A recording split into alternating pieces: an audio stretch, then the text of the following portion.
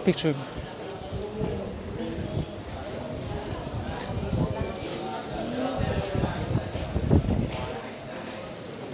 Ganda-ganda ni Miss Patricia. And Patricia. Hi, Ann, Patricia. Yes, hello Sir Adam and hello dyan sa lahat and mabuhay Pilipinas. I'm so happy to be able to ambush interview you. 3 days Yeah, 3 days. after you The coronation. won Miss International Queen Philippines. So, nag-sync in na ba? Yes, nag-sink in na siya. On the first 2 days, hindi pa, unti-unti siya. So, pero kinalma ko yung sarili ko just like what I did on the coronation night. Kalma lang, chill lang, enjoy and let it flow, don't force. So, yung ginawa ko, hinayaan ko siya mag-sink in to find my purpose, bakit ako yung nanalo, and then enjoy the victory. Kasi hinintay ko to ng matagal. So, I don't wanna ruin anything. So, ayun, masayang-masaya. I'm glad you mentioned those words, chill and kalma, kasi which perfectly sums up your strategy for the pageant. In fact, a lot of people are comparing with Gia words ba kasi you won on your third attempt, 'di ba? So, how do you feel about the comparison? Talaga bang third time's a charm? Yeah, maybe third time's a charm. But of course, when it comes naman to destiny, so whether your first attempt, second attempt, or third attempt, even fourth attempt parang never give up on your dream. And I'm so happy that people nowadays are comparing me with Queen Pia. So sobrang saya ko. But of course, I hope and I pray na sana hanggang Thailand is makuha ko yung ganong energy. Same with Pia na after 3 attempt, hindi nasira yung spirit niya. But instead, mas nabuhayan siya to fight for the Philippines until she got the crown. Did you expect to win? No, I'm not You expecting. did not? Yeah. Nung you were holding hands with your fellow contestants on stage on those dying moments talaga. Kasi lahat kayo nakaganon. Yes, yes. Tapos nung in-announce yung name mo talaga, tapos talagang tumingin ka kay Michelle Bermudez, tumingin ka dito kay Kirk sa tabi.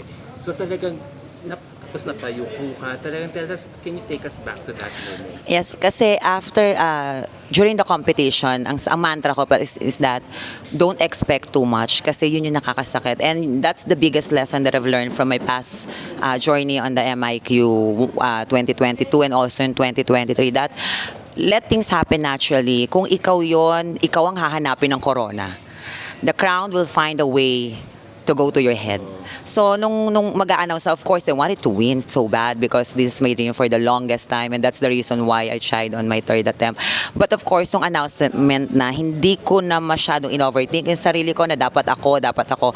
Parang whoever wins, nanalo siya just because it's her destiny. So, ayun lang. And then I'm very happy nung ako tinawag kasi ang pagkakarinig ko that time is na 14, not 13, parang yung 14. And then, when I heard the name Ann Patricia Lorenzo Diaz was the newly crowned Miss International Queen Philippines 2025, I asked Michelle first that, ako ba? Ako. And then she said yes. And then I asked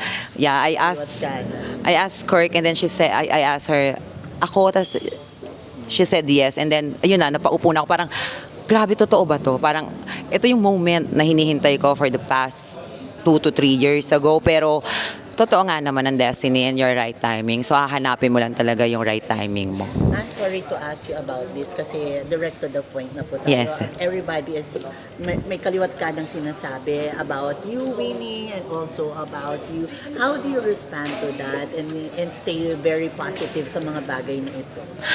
Minsan nga pag may nagtatanong sa ako, how are you? Tinatanong nila, kamusta ako? Sabi ko, bakit? I'm okay, I'm very happy. And then sabi, huwag pansin ng mga bashers dahil mas sa bashers. Ang sabi ko sa kanila, meron ba?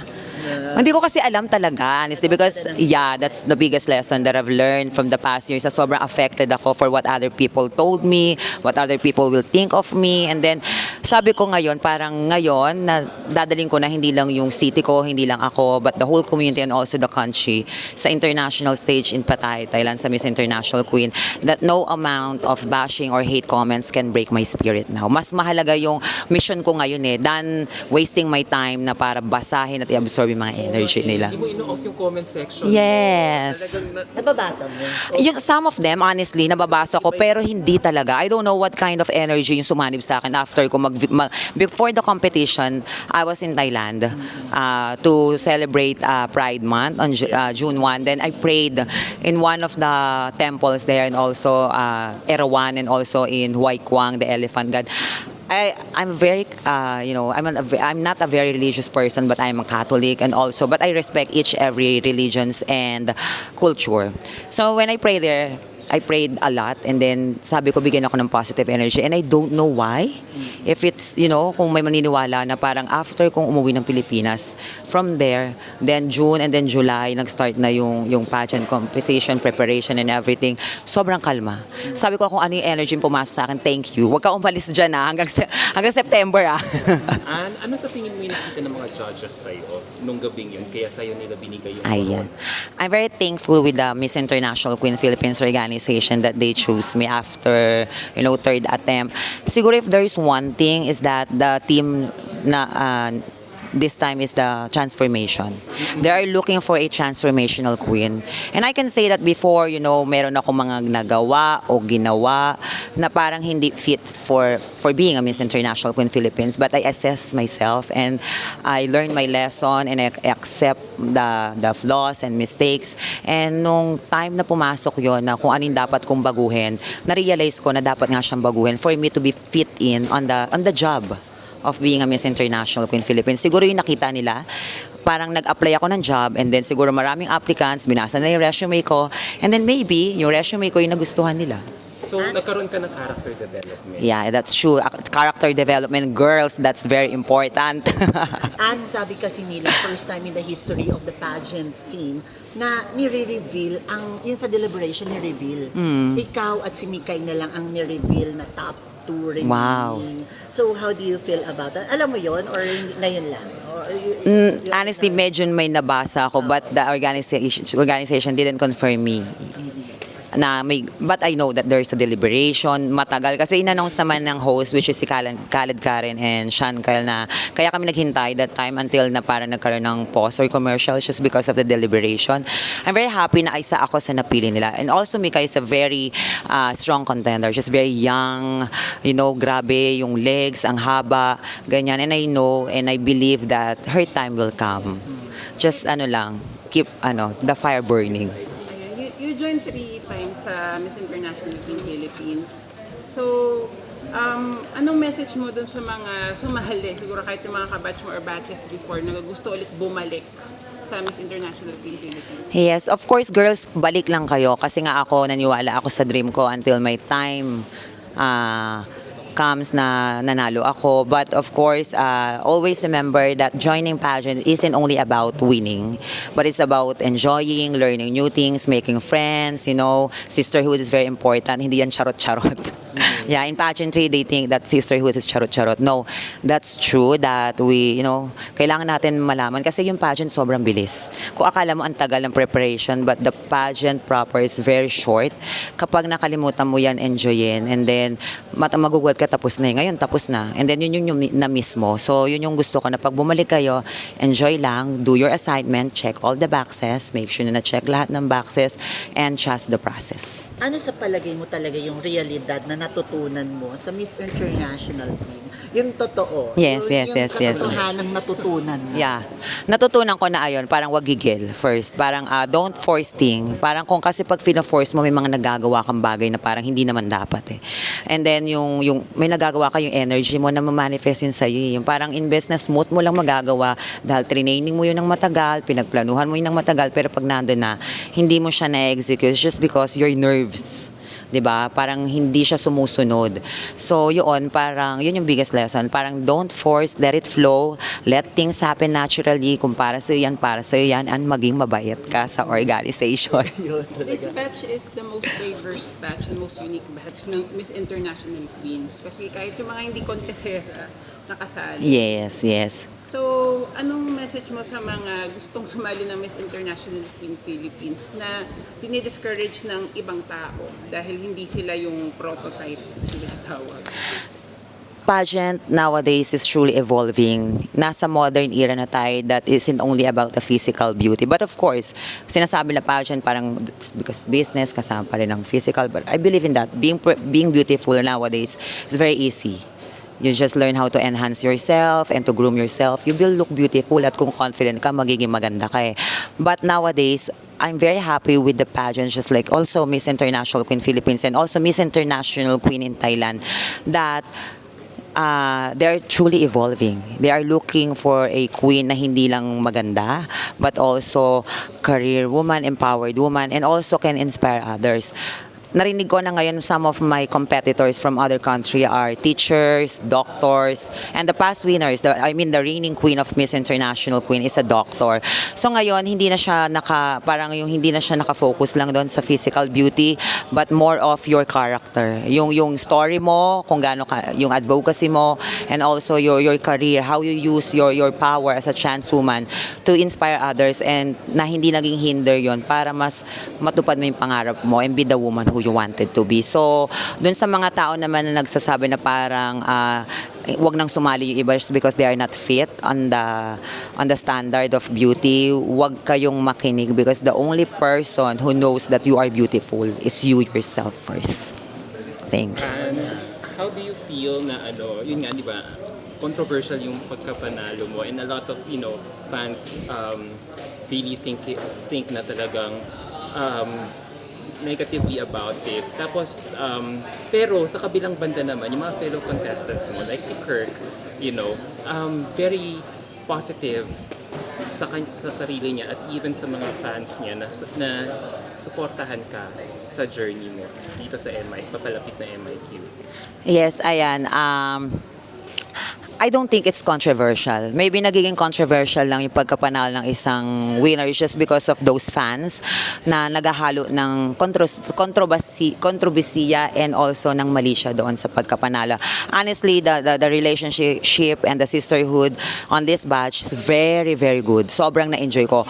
I must say that this edition is the best. Oh, sorry for the past batches, but of course, I can say na sobra yung relationship. Ang daming nagbago, ang daming nagkaroon ng character development. And of course, some of the queens na dati parang medyo we're not okay, but we are totally okay. We gave chance to others na mas makilala namin and mas makapag-usap kami and to build friendship. And doon naman sa mga fans, pageant fans, lagi ko sinasabi that Filipino pageant fans are the best fans. So let's prove that. So stop, stop spreading hates and be united na lang because after all, we are carrying one country across my chest, which is the Philippines. So I'm very happy with my sisters, the Miss International Queen Philippines 2025, na very supportive. Kirk, Mikay, Michelle, Maria, and other girls are very supportive, and I will fight not only for myself but also for them. Ako yung magiging simbolo nila sa pagtungtong ko sa Miss International Queen. Dadaling ko yung pangarap nila doon. I'm sorry to ask this, Ang ganda Anne. naman mo. Yeah.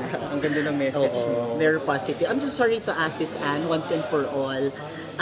Nung unang-una pa lang talaga kayo ang pinagsasabong ni Kurt. It's either you, Mikay, and Kurt. Pero talagang kayo ni Kurt yung medyo sa bandang huli kayo ng pinagsasabong. So until ngayon nagkagulo yung mga fans out there because of the mga fans mo at mga fans niya. Nagbigay na rin ng statement si Kurt about you. What's your message naman for her? Kasi hindi pa yata ikaw nagbigay ng message. Yeah.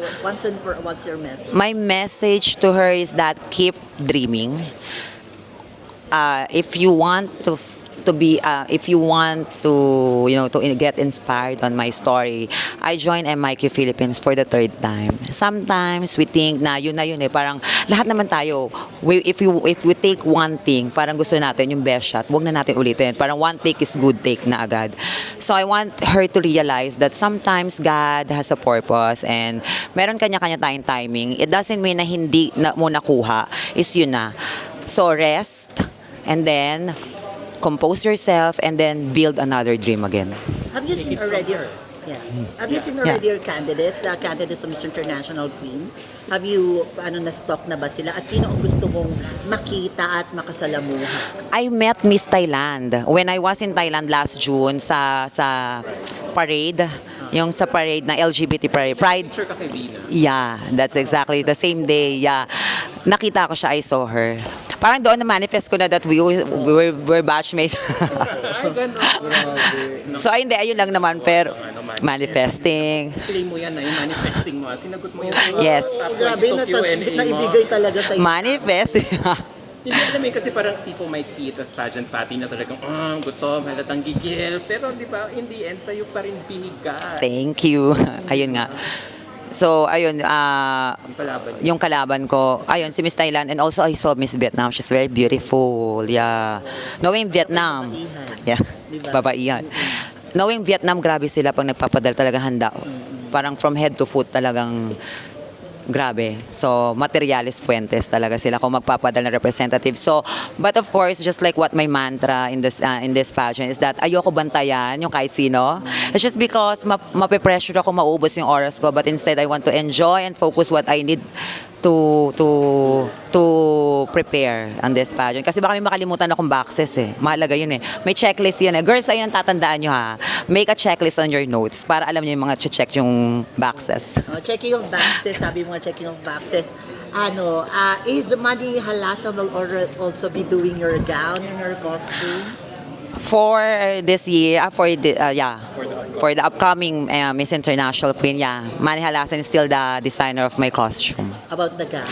The gown, I'm still thinking to collaborate with other designers, but one thing's for sure, it's either Coronation or Prelim. Alison Castro, which is the designer of my Prelim, and Coronation gown will be the one who will design my gown. It's either of the two, or Prelim or Coronation. Ano yun, sinadya mo ba yung gown mo nung coronation is pink? Kasi palaging nananalo yung mga pink gowns eh. Sinadya mo ba, manifest mo ba na pink gown for me also to win? April 1, yung sashing namin sa Miss International Queen Philippines. And then, ang sabi ko talagang gown ko is pink. Before pa na when Atisa wore pink gown. Kasi sabi ko, nung nanalo akong unang beses sa Amazing Philippine Beauty, I wore pink gown. Baby pink gown, yung blush pink na malamig, malambot. And then when I saw Atisa, sabi ko, and then also Annabelle McDonald, when I watched Binibining Pilipinas, sabi ko, oh my God, is this the sign? What's your message to all the Filipino people na nandyan at kumapit para sa'yo? At iwawagayway mo sila sa darating na Setyembre. What's your message sa lahat ng mga tao na tumulong at mga Pilipino? What's your promise to all of them? Ayan, thank you so much. Grabe, yung iba nababasa ko na that they are planning to book a flight sa Thailand to support me and to watch Miss International Queen 2025. Sobrang thank you.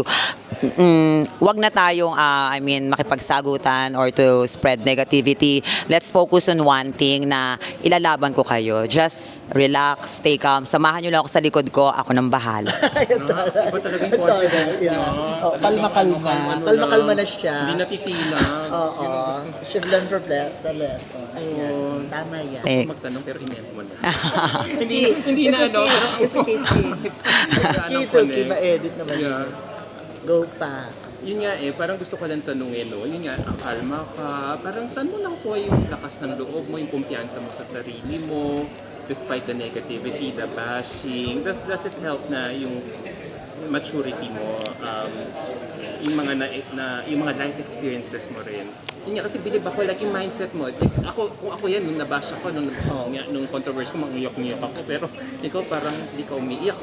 You're not coming from a place of self-pity or pittance, alam mo yun, parang hindi. Hindi ang kakayanin ng simpleng Akin ang tao. corona, bahala kayo dyan. Grabe yung akin yung corona. Ayun nga, syempre, alam mo, if you are waiting for something for the very long time and then nakuha mo yon, parang there's no room for hatred. There's no room for sadness. Parang mas malalagpasan yon ng happiness and joy. So yung mga negativities na dumarating, parang dededmahin mo na yan eh. So I think doon nanggagaling yung energy na parang I waited this for so long. So ano ba? Walang makakagambala sa akin dito. Kaya kesa ka maghagulgol, mas matuwa yung Yes, hindi, yes. Hindi super cry. Kaya mas joy yung nararamdaman. Yes. Sabihan pa yung jowa mo eh. Yes, kasi siya talaga yung kasama ko. My boyfriend for almost 12 years now. Alam niya yung journey. From the moment na nag-apply ako ng MIQ before it's online application. So, nag-apply ako 2018, 2019, nag-pandemic, 2020, hanggang nagkaroon ng franchise. So, nag-compete ako noon, supposedly 2021, naging 2022 is because of the pandemic, and then 2023. And finally, 2025, siya yung kasama ko. So, alam niya yung journey, alam niya lahat ng pain, yung mga sleepless night, yung mga hagardan, yung mga rush from the designer. Siya talaga yung nagdadrive pa sa akin. So, I'm very thankful na hanggang ngayon na nakuha namin corona, andyan pa rin siya, kasama ko siya hanggang sa Thailand. How to be you daw, how to be fresh like you. Oh, grabe. Kasi the coronation talagang lumabas yung ka-freshesan mo. Talagang ikaw, ikaw yung umangat dun sa top 5 sabi nila. Ayan, thank you. How to be me. Parang kapag may nagtatanong sa akin, how to be me, Be fresh like you. don't try to be me. Because I want you to be genuinely you. So maging ikaw ka. Kasi every one of us have, unique characteristics. And actually, hindi ko nga alam kung fresh pa ba ako talaga noon, honestly, Mama Ten. Because, yung pageant na yon ng MIQ Philippines 2025 is like wala kaming tulog. During the competition is because we have voting, parang candidate voting, parang meron kasi bas may isang eksena na parang kasama yun sa documentary na parang may voting, and then the rehearsals, alam naman natin pag last night of rehearsals very pukpukan. So I have only 2 hours of sleep noon. Sobra, grabe. Hanggang mini-makeupan ako, and then hinihiran ako. Biglang gumanon yung ulo ko kasi nakatulog ako. Sobrang pagod. So, hindi ko na alam kung ano ba itsura ko. Basta, I performed well, and then, ginawa ko lang yung dapat kong magawa. So, grabe. Baka Alvin yan. Ay, fulfills all the beauty. Ako naman baka lucky sign 13. 13 na ba? Yeah, 13. I was number 13. Lucky number 13, birthday yun ni BF. Ay, Yeah, November yung 13. signs na yan. Believe in, ang dami pa ng lessons pwede natin makuha. Kaya believe in signs, Kalma lang. manifestation, Kalma. ano pa ba mga nuggets of wisdom ang Attitude. natin. Come from a place of gratefulness, Yeah, and yung joy, attitude, and- yung character development, that's Oo. nice. Ganda yun. Nakakatuwa naman. Again, what's your message, of course, sa ating national director? Kasi hindi pa yan nado-document. Yes. And probably marami ka nang sabi, but ikaw nakarest ka na, nag-sync in ang lahat. What's your message to the organization? And what's your promise to the Mr. International Queen Philippines organization? Yes, first I would like to congratulate Sir Tay and then siya as the newly crowned din, no? As the new president and national director of the Miss International Queen Philippines, and also to the whole people, di ba? Yung lahat ng nagpuyat, the staffs, everything, the choreographer and everything na nasa likod behind the glitz and the glamour, sabi nga nila. So thank you so much sa inyo. Hindi nyo kami pinabayaan from day one. Grabe yung, masasabi ko parang grabe yung pag-spoiled sa mga queens. Grabe. This edition is one of the best edition kasi nakaranas kami na dati sa baryo lang kami nagko-contest, di ba, Mama Ten? And then sa barangayan. And then ngayon, sa MOA Arena na pinapanood lang namin na first Miss Universe 2016 and also Miss Universe Philippines, doon ginaganap. And sino makakapagsabi na ang mga chance queens ay kagaya rin nila na makakaramba, di ba, sa MOA Arena. And that's the reason why I'm so grateful with Sir Tay and the Miss International Queen Philippines organization. And if there's one thing that I would like to promise to the organization is that, don't worry, I will do my job in a very best way that I can. Thank you. So much, Maraming salamat. Thank you. See you in your victory party. Thank you. Thank you po. God bless you. God bless. Bye-bye.